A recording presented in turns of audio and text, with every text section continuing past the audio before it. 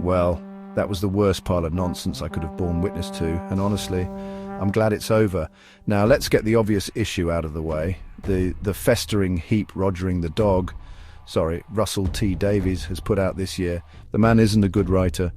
Back in 2005, the stories he came up with were passable at best, and only because he was on a leash. He had producers, classic-era veterans, and the lingering shadow of fan expectation all standing over him saying, "No, Russell, you can't do that." Now, with Disney money in hand and nobody telling him no, he's gone full maniac with a script editor credit and a keyboard soaked in virtue signaling. The results speak for themselves. Welcome to the Snake Pit, where we're full of bile and venom. I'm your host, Snake Daemon, and today we're sifting through the ashes of what used to be sci-fi storytelling, torched by the very people who claim to love it. Let's talk about the hot mess of the Doctor Who finale, because oh boy, there's a lot to unpack here. The Doctor is rescued by Anita, who, let's face it, is nothing more than a writer's pet, pulling him into the Time Hotel, not even going to dignify that with commentary. And time resets to May 23rd, 2025. Sure, why not? It's not like consistency or pacing has mattered in this series anyway. With Anita's help, the Doctor manages to restore the memories of Unit and Belinda before the Rani, yes, the Rani, reveals that the Time Lords are sterile. So what's the plan? Use Omega, yes, that Omega, as a gene bank to rebirth the race. You'd think this would be epic, but instead it's laughable. Yeah, I honestly have more to say on the subject, but as for the breakdown of this episode, I'm not wasting my time or yours. They finally bring the Rani back, a character classic fans have been begging for. A cunning, cold, immoral scientist time lady.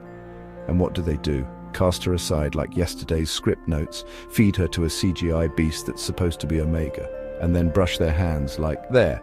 Happy now, nerds? It's the equivalent of Davies looking into the camera and saying, "You got what you wanted, now piss off." And don't even get me started on Omega, another legendary character reduced to a screaming particle effect that looks like a rejected Power Rangers villain. It's the exact same treatment Sutekh got. Throw some budget at a CGI horror show, make him roar and flail, then destroy everything meaningful about the character. Why? Because Davies doesn't want to use these icons again. He wants to burn them down so no one else can pick up the pieces. That's the pattern. He did it with Torchwood, he did it with Sutekh, and now Omega and the Rani have been sacrificed on the altar of his ego. But we're not done. Oh no, now we get Billie Piper, formerly Rose Tyler, formerly the Bad Wolf, back as the new incarnation of the Doctor.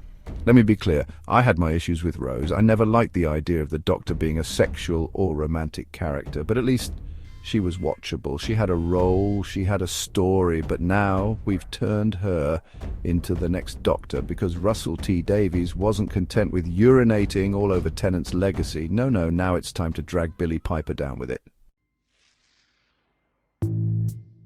And let's just take a moment to acknowledge the insanity here. The Doctor is supposed to be a higher life form, a being beyond humanity. Turning into a former companion isn't just lazy, it's wrong. And you all know exactly what I mean. But all is not lost. You know things are in the gutter when even the people Davies wrote this garbage for are rejecting it wholesale.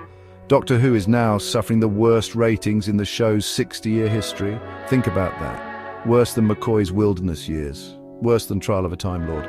There's controversy swirling around Stan Kuti Gatwa. He's gone, effectively fired, vanishing into the Disney Plus vault like so many other failed reboots.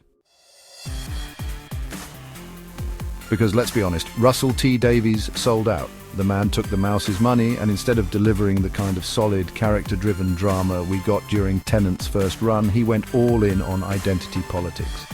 What we got instead was a smug, unwatchable mess that thinks taking shots at straight white men is a plot twist.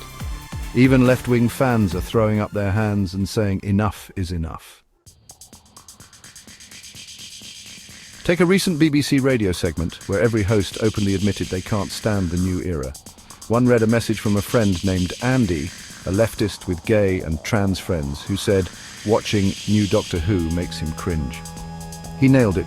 It's literally a bunch of memes telling us white straight men are the source of all evil in the universe. It's not entertainment, it's a lecture, dressed up in a rainbow cloak and written like a Tumblr post from 2016. Even the BBC hosts admitted it. Sometimes it feels like you're being lectured to, and I only watch it when I have to. Not exactly a glowing endorsement, is it? And now the dominoes are falling.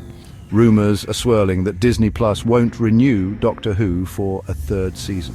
Because when your own target audience turns on you, there's no one left to watch. This is what happens when you destroy your legacy, mock your fans, and mistake virtue signalling for storytelling. The bottom line? Doctor Who isn't dying. It's already on life support, and Russell T Davies is the one holding the pillow. Thanks for dropping by the Snake Pit, where we thrive on untapped potential and lost opportunities. Don't forget to subscribe and hit that bell like the video, and leave your opinions in the comments, where naturally I won't read them. Until next time, stay venomous.